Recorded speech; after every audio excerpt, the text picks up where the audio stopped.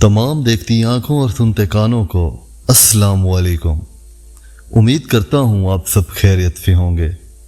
तो नाज़रीन, आज एक और स्टोरी के साथ आइए चलते हैं कहानी की तरफ। एक साहब कहते हैं कि एक दिन सुबह के वक्त मैं घर से निकलने लगा तो गेट के आगे एक सफ़ेद रंग का कुत्ता लेटा हुआ था।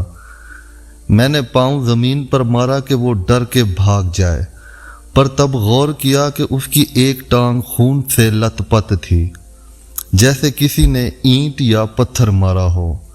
वो कुत्ता डर कर जख्मी टांग से ही लड़खड़ाता हुआ उठकर थोड़ी दूर जाकर बैठ गया। मैंने गौर से उसकी शक्ल देखी तो महसूस हुआ जैसे वो तकलीफ में रोता रहा हो। उसके चेहरे पर आंसुओं के निशान बाकी थे।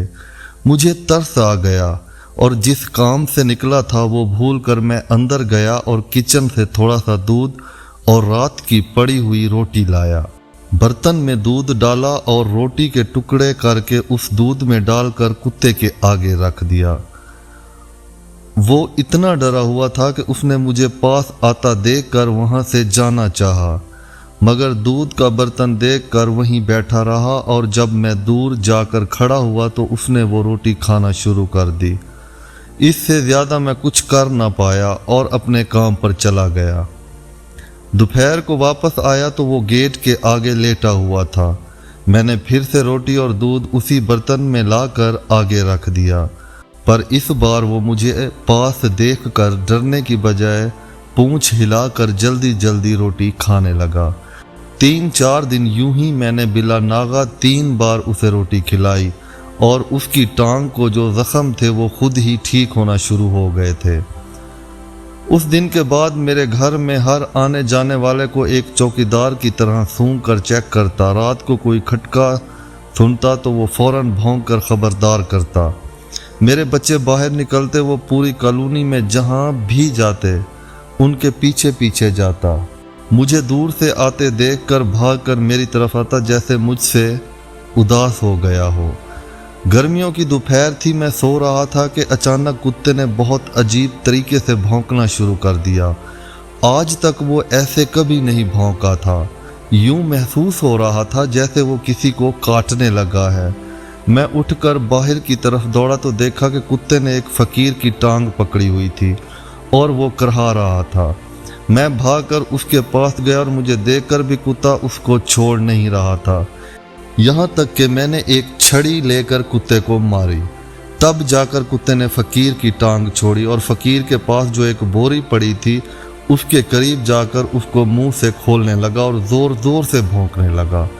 मुझे शक गुजरा कि कहीं कोई चीज़ चोरी तो नहीं कर रहा था ये फकीर, जो कुत्ते ने काटा भी और अब बोरी खोल रहा है। मैंने आगे बढ़कर बोरी खोली तो उसमें मेरा 3 साल का छोटा बेटा बेहोश पड़ा था। मेरे पांव तले से ज़मीन निकल गई। मैंने बच्चे को निकाला, महल्लेदार भी इकट्ठे हो गए और ये सब देखकर लोगों ने उस फकीर नुमा अगवाकार को मारना शुरू कर दिया।